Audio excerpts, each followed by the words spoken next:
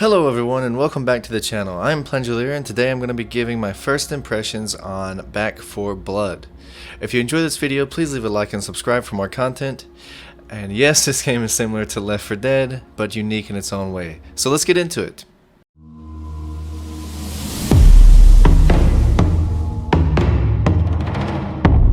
This is the hub area where you can see other players and do a few other things like manage your perk cards in your deck, or upgrade your supply lines, or try out all the different weapons, or even pick which game mode you want to start playing.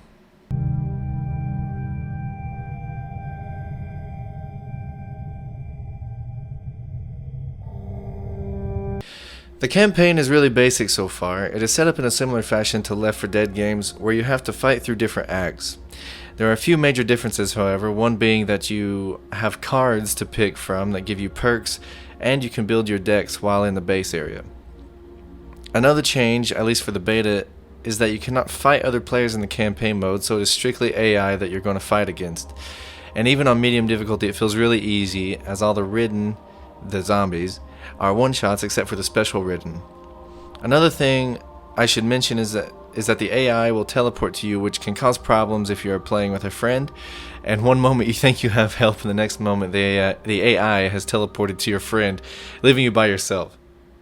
I blew through the first act in about 2 hours because none of the missions really offered a challenge and were fairly short. The story I haven't really paid attention to, and the campaign wasn't fun enough for me to want to replay it to pay more attention, so I'm not going to give my opinion on whether or not the story is good or not. So that is really all there is about the campaign. Let's move on to the multiplayer mode, simply called Versus.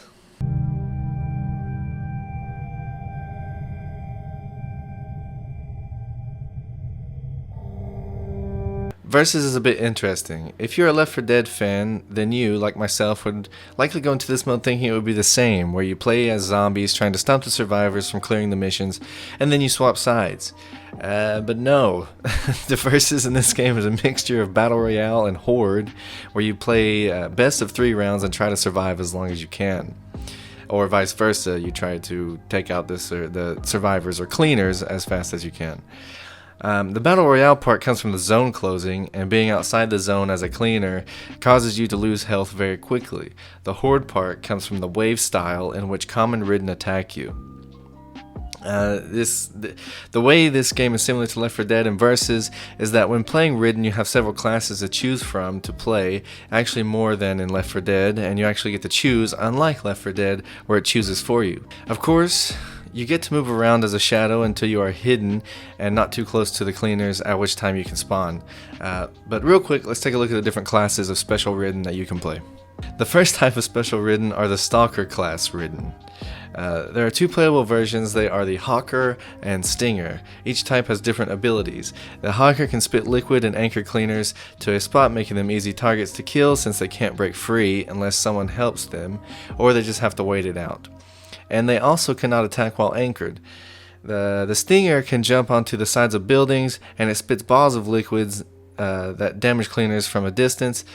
The Stalker class overall is very agile and easy to kill, but it can cause a lot of havoc with their abilities and move very fast. The next special ridden is called the Reekers. Very similar to Boomers from Left 4 Dead, but with more capabilities and deal good damage. The 2 types are Exploders and Wretches. The Exploders can sprint up to cleaners and explode, causing good damage and blinding them a bit. The Wretch cannot self-destruct, but it can spit bile into areas that causes damage to the cleaners and makes them have to abandon what might have been a safe position. The Reekers are fat-bodied with medium health. They're pretty easy to kill because of the size, but can reach you quickly if you aren't careful. The last class is the Tall Boys. Tall Boy types are Bruiser and Crusher. The Bruiser can swing its club arm like a hammer and knock back cleaners, and causing good damage. It can also sprint and use its area smash ability, which causes damage to all cleaners within an area around the Bruiser. The Crusher can sprint and grab cleaners with its arm, slowly crushing them to death if you grab them. The Tall Boys are very tanky but slow. They also deal really good damage once you get close to the cleaners. Overall, the Bruiser is my favorite to play as out of all the special ridden due to the amount of damage you can take and deal when playing as this class. Overall, this game is pretty cool, but I'm not sold on the idea that it's $60 kind of cool. Back 4 Blood offers some neat features over Left 4 Dead, like the card system, the different versus game mode, and the enormous amount of weapons added with attachments and everything, but it just doesn't feel like a game that would be fun for very long. Essentially, it seems like, why would you not just play Left 4 Dead 2 instead? I will say though, that if they add more game modes to the full release, then maybe it will be worth the money. It's not a bad game. It's actually quite a good game in terms of gameplay and graphics. It's just not different enough to warrant the money, in my opinion. I hope you all liked the video. I do apologize for the delay in releases, but moving is very time consuming. Once again, please like and subscribe if you enjoyed, and I will see you all later. Take care.